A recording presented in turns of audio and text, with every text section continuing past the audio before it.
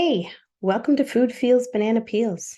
Thanks for joining me. Today we are talking to Rhonda Bell, a good friend of mine and another warrior woman who has been on a health journey that has led her from disease to health. And today she is going to share with us some details of her journey. Welcome, my dear friend Rhonda, agreed to join us today to talk about her story. Rhonda, welcome. Thank you so much for your time today. Can you just give us a little bit about you? So I grew up on the East Coast. I moved here in 2007 when my sister had her first child. Then I went to Teachers College in 2011. I've been teaching 13 years.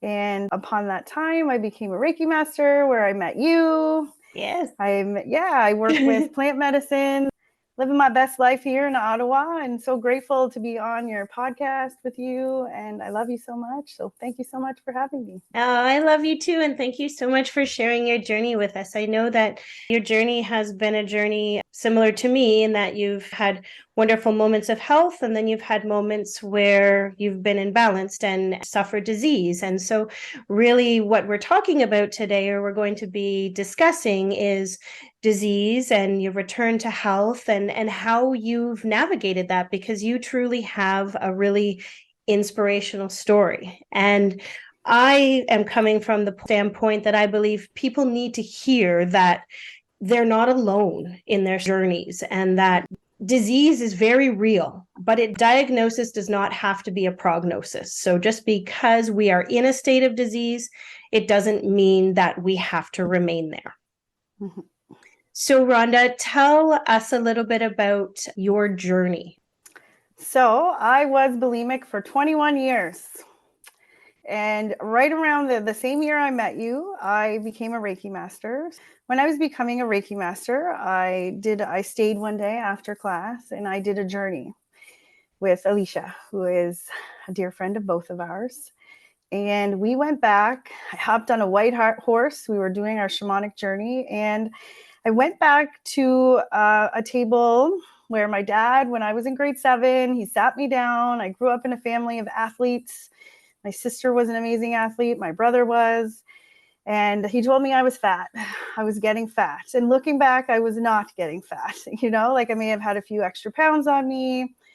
So I went back and got to the root of my bulimia, which was my father telling me I was fat. And I think a lot of women can relate to a family member, talking about their weight when they're younger. So looking back at that root, I forgave him. And from that day forward, that was the beginning of the rest of my life. I forgave him and I have not thrown up since. When I moved to Ottawa in 2007, this was, I've graduated university and I moved to Ottawa and I wanted to get into shape. So I started going to the gym. I started out with LA weight loss. I think I lost 60 pounds at the time. Very structured and very portion controlled. And I was a hangry person when I was portion controlled. I needed to eat in the morning. I needed to have my snack. I was working in the school system as an EA before I became a teacher. So I had to have my snack at recess. I had to eat my lunch, had to have another snack in the afternoon, and I had to eat my dinner on time, or I was very hangry. And I was working out at this time, and I was following, the diet protocol and the portion protocol. So I did LA weight loss. And then I guess that would have been in 2007. And then 2015, I started to gain some weight back. So at that time, I was gaining weight and I was learning how to love my body. And I was bulimic at this time because I was very portion controlled.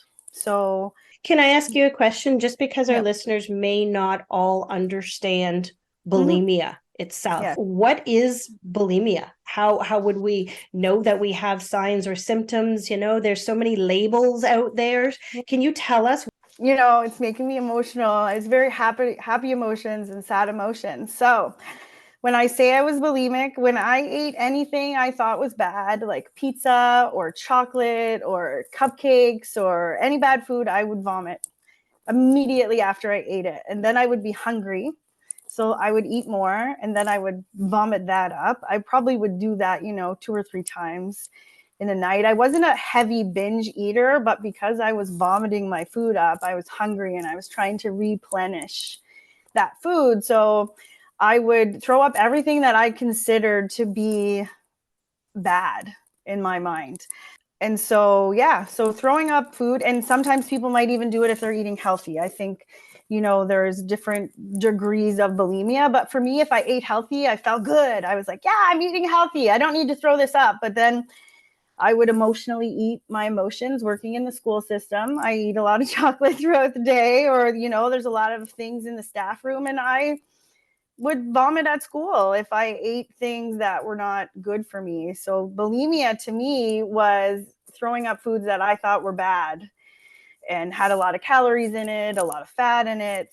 Okay, no, that's great. And I think that there's a spectrum when we talk about this kind of abnormal eating, from bulimia where you're full on throwing up to practices like myself, where I had a lot of disordered eating, and that I was eating chocolate, and it was chocolate by those massive bars. I don't know if you remember me eating those massive bars of chocolate. When I was going through my divorce, you would come over and you'd be like, Laura, how are you not like 500 pounds? I just saw you eat one of these the other day, and now you have another one. So there's a huge spectrum there, right, with disordered eating. And in my experience, a lot of it has to do with our mental connection to the food and the emotional connection to the food. And if we deem a food bad, then in turn we deprive ourselves of it. And the more that we tell ourselves, no, we can't have something, the more that, we want it. It's like that old saying, if you leave a drawer full of chocolate out for your kids, right? They won't want to eat chocolate all the time. But if you keep it from them, they're going to want to eat it all the time.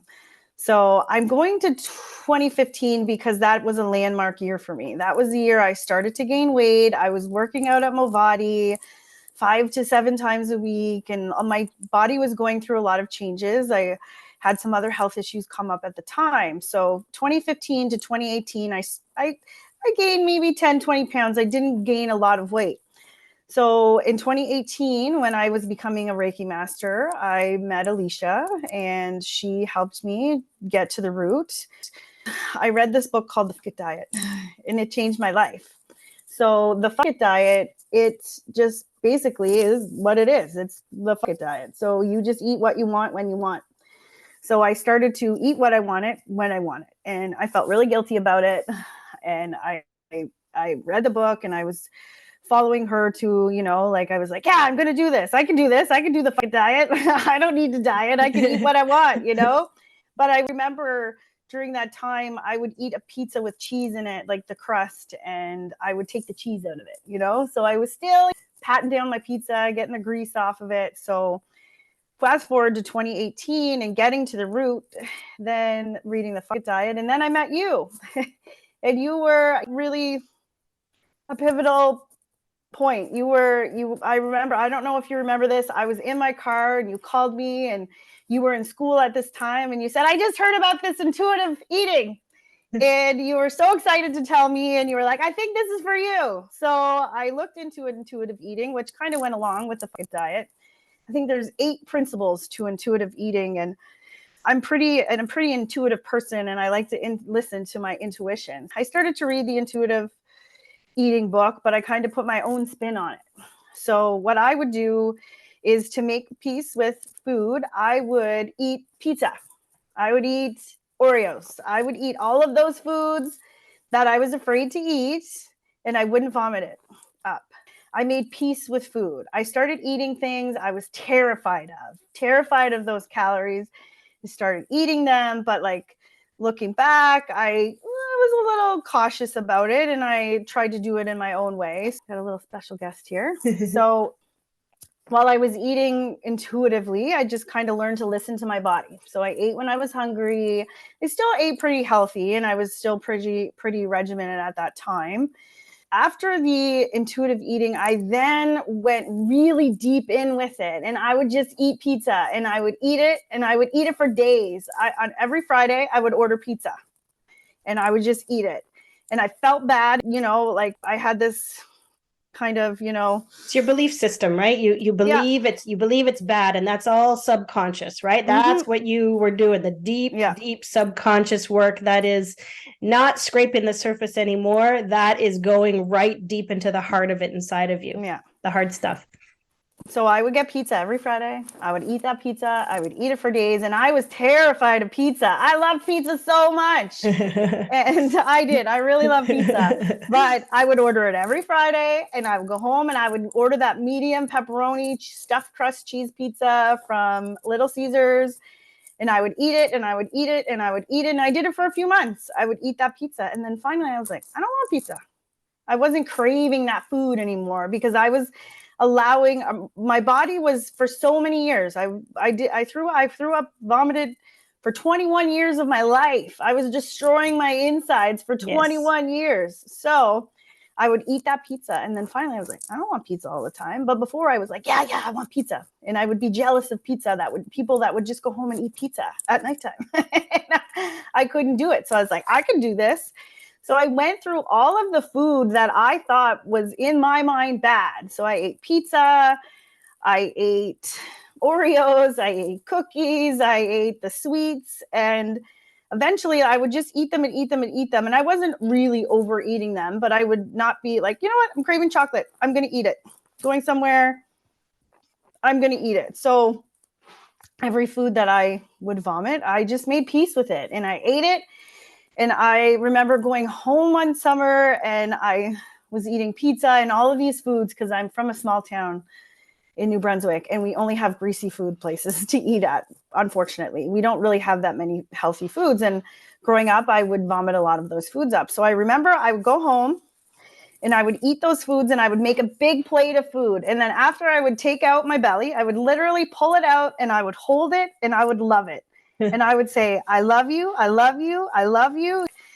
Happy to have all this food in my body. I'm not vomiting it up anymore. And I would just look at my belly and I would love it. And I started this practice, and my mom and we still do it till this day, even in the summer. After we're done eating, we take out our belly and we look at it and we give it love. And I know that it sounds silly, but it is what it is. And found that really helped. So I made peace with food. I looked at my body. In 2020, I read this book called Love Yourself Like Your Life Depends on It. Okay. So in that book, I remember my niece and I had read it and we got home and we looked in the mirror for 5 minutes and we just said, I love you to ourselves. We looked straight in the mirror and we said, I love you, I love you, I love you, I love you. And that was also a very pivotal point in my life. And then I took that practice and I would stand in the mirror and I would make peace with food, but I would also look in the mirror and I would look at the parts of my body that I hated and I was disgusted by, like the fat on my belly, on my hips, my arms, and I would hold it and I would look in the mirror and I would say, I love you. And that was really a great practice that I used to learn to love myself and learn to love my body. So making peace with food was huge, and not being afraid of food. We can indulge. I remember when I was really thick in the diet, I went to my friend, her baby shower, and there was cupcakes everywhere and there was all these sweets and I was there and everyone was enjoying themselves. And I'm like, I can't eat that because I'm afraid to eat it. Mm-hmm. I'm on this diet. So I'm making peace with food, loving myself, loving my body, eating intuitively. So eating intuitively to me, I think means different for a lot of people. I think our definitions of intuitive eating differ because you are, you're really healthy. You eat really healthy and you know what to eat. You know more about different like micro nutrients, where I'm just like, I'm going to eat intuitively. So just eating when I'm hungry. So if I'm not hungry, so my body going from intuitive eating took my body from famine mode because I was always dieting, right? It put me into feast mode. So my body, I'm not hangry anymore. It's been a journey. It's been 6 years, almost 6 years in February of learning how to intuitively eat.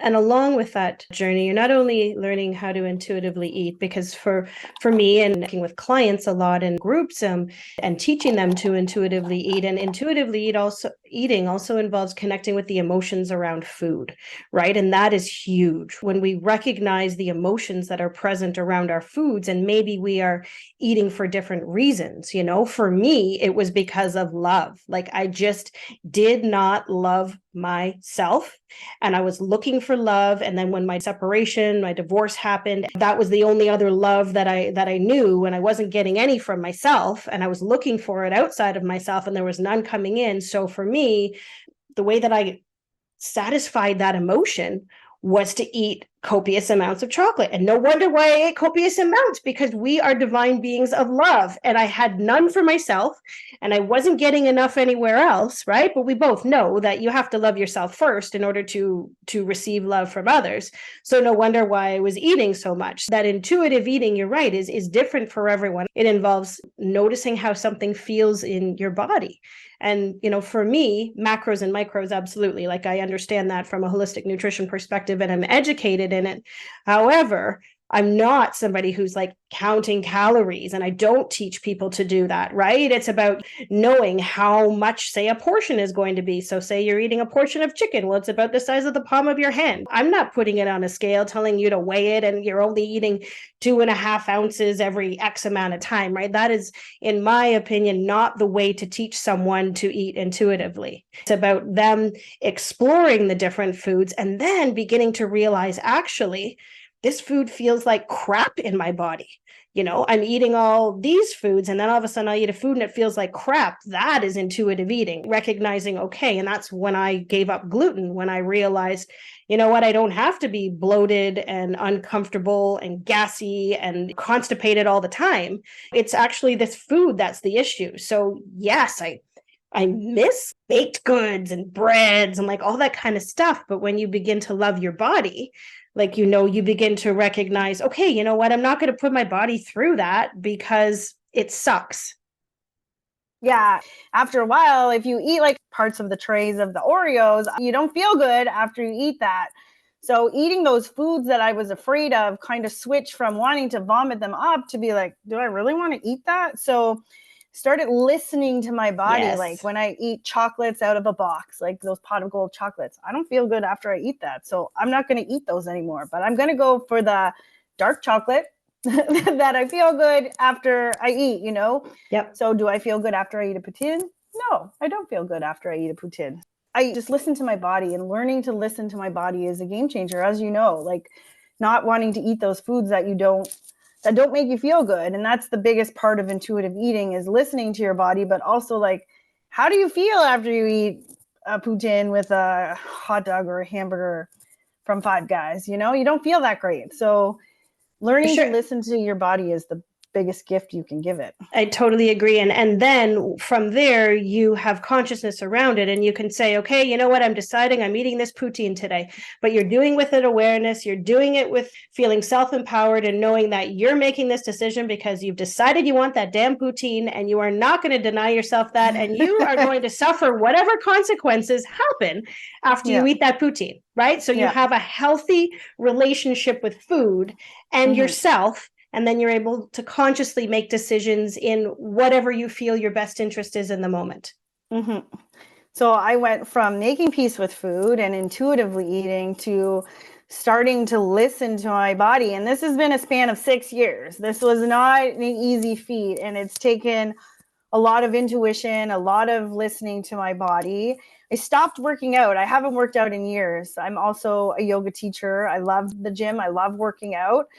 But in the Fucket diet, she said she stopped working out for 2 years. But I also had a concussion in there. I had some other health issues. So I didn't really have the energy to begin with. But my body, I was focusing on my physical body in a way I never focused on it before. I was listening to it. And I was honoring it. And so a few weeks ago, I purchased a Fitbit, which was a huge step for me. And I learned, like, oh dear, you really are out of shape. Like looking at my heart rate, my heart zone on there, I felt lazy. I'll be honest. I felt lazy for the past few years because I was walking during quarantine and I would walk, but I gave up going to the gym a few years ago. I gave up my membership, and that was a really big thing for me. And I've purchased less meals since 2020.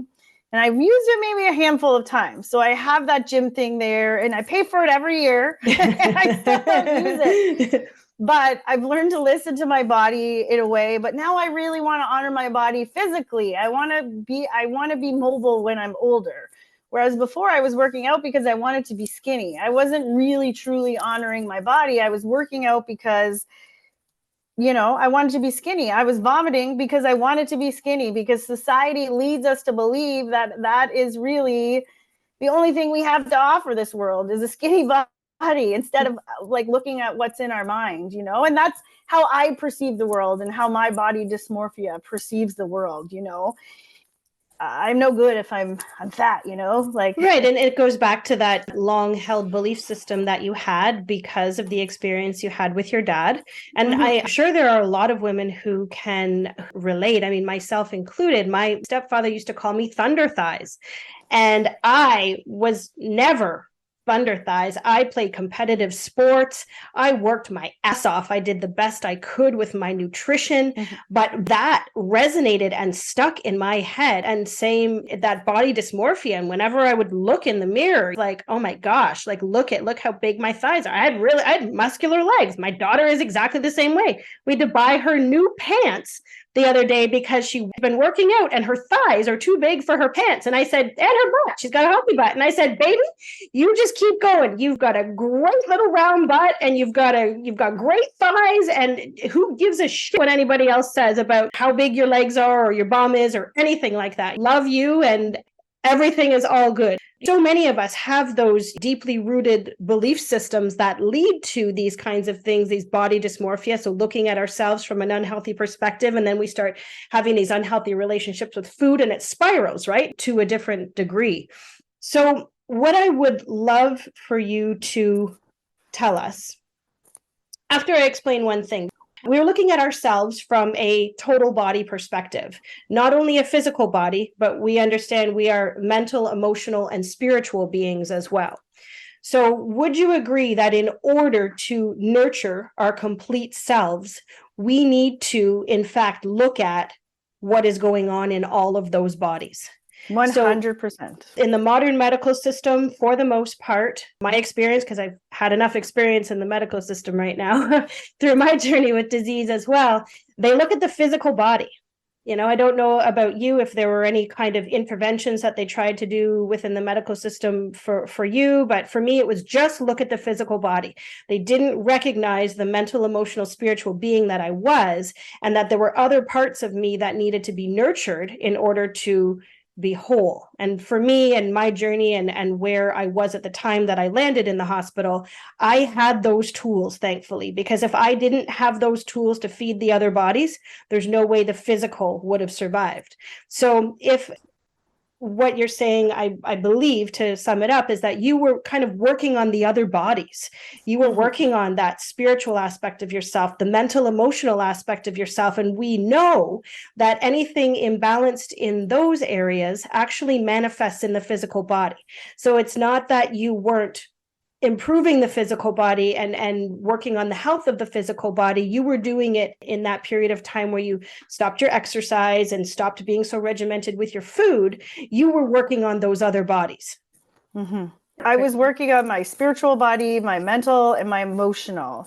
And that was the most important thing for me. I had to put my physical body aside, because if my mind is not right, my body is also not right? Or you know as well as I do. I want to go back to body dysmorphia just because there's so many women that experience body dysmorphia.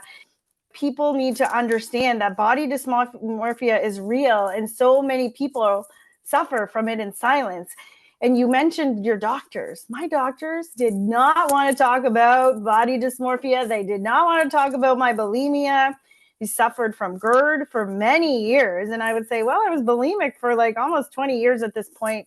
And then I would say, well, like, do you think I just destroyed my digest? No, it has nothing to do with being bulimic. And I was like, really? Because I was vomiting for 21 years. That's not a small amount of time. Right. And GERD is that acid reflux where each time you're purging, you're evacuating your stomach, all of that hydrochloric acid is coming up, burning your throat, inside of your mouth. You get wear in your teeth, everything. So with that, I do want to talk about that, because if people are listening to this and they have heartburn, I want you to know that there's natural ways to heal that. So I went and I had the colonoscopy, the other oscopies, like it was in my throat, it was down there, like they looked everywhere and they diagnosed me with GERD. But I remember I went to the hospital, I believe it was in 2020. I was on this bed and they were going to do an endoscopy before they did that surgery. So before they go in and they take part of your esophagus and they put it up, and you're not able to vomit after they do that. And I was laying in the bed, I went in and I just heard a voice in my head said, you don't do this. And I felt really bad because this doctor, I was taking up her time, right? And I said, no, like I was in it to do it. And then I just heard a voice in my head, my intuitions, my ancestors, my guides were like, do not do this. Awesome. So fast forward another year and I worked with a herbalist in marshmallow root and slippery elm bark. And now I'm off of all of my medication. I drink baking soda instead of taking medication. So if you're listening to this and you're bulimic and you have acid reflux, know that you can heal it naturally. I wish I could go back to that doctor and say, you know what? I almost had that surgery, worked with plant medicine, and it's healed my esophagus. There's a saying, and it's like, for every year that you suffered, there's so many years or months that it takes for you to heal. So you can heal those things. And just going back to body dysmorphia, looking at your body and saying you love it, and waking up in the morning and telling yourself 3 things you love about yourself really helps with body dysmorphia. One of the things I used to say was, I love my hair. Like I love my hair, I love my ankles, I love small part on my hip. Like I couldn't find anything that I loved. And I would say those things. So body dysmorphia and acid reflux are really huge side effects of bulimia, but nobody really puts those together. So if you're listening and you're struggling, just know that there is help and that you can heal your body naturally. Absolutely. And that's what this podcast really is all about. It's bringing to awareness to the amazing people, the warrior women and men who have stepped up for themselves.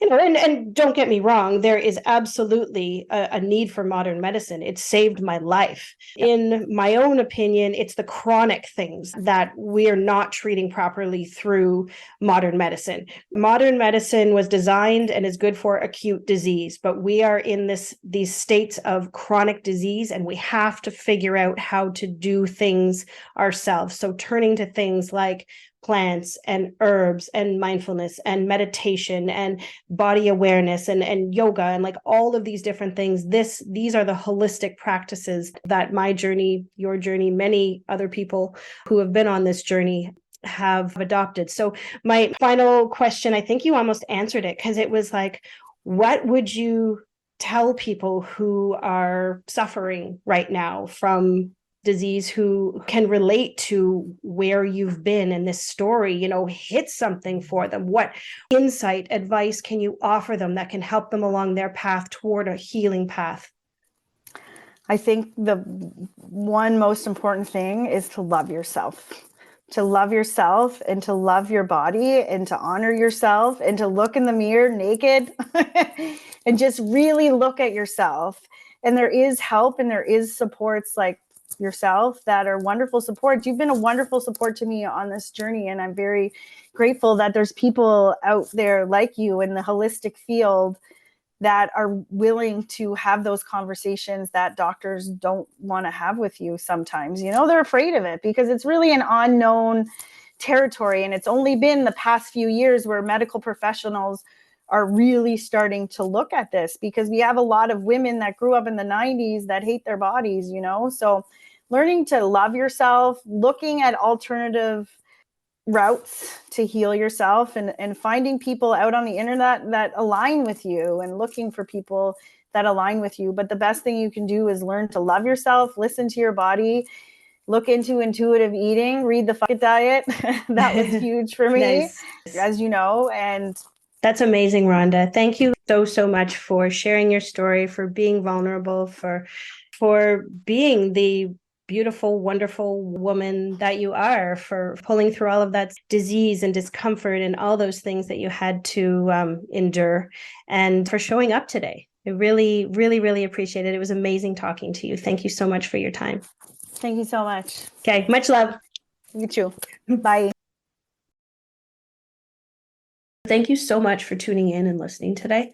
I really hope you enjoyed the podcast. There are so many more amazing humans who are going to share their stories on the upcoming episodes.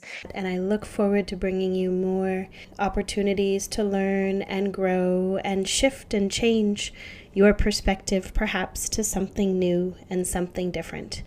It is an honor always to be here, and I would love to hear about what you want to learn more about. Please go to Spotify, give me 5 stars, go to Apple, give me 5 stars and a review. I would greatly appreciate it. This is the way that this podcast can get out, so more people will have the opportunity to listen. There will be another episode dropping each week. Keep a lookout for that, Apple and Spotify. Food Feels and Banana Peels. I'm Laura Pfeiffer. You can check out more about me, learn about what I do at laurapfeiffer.com. Wishing you much love, joy, happiness, and health on your journey.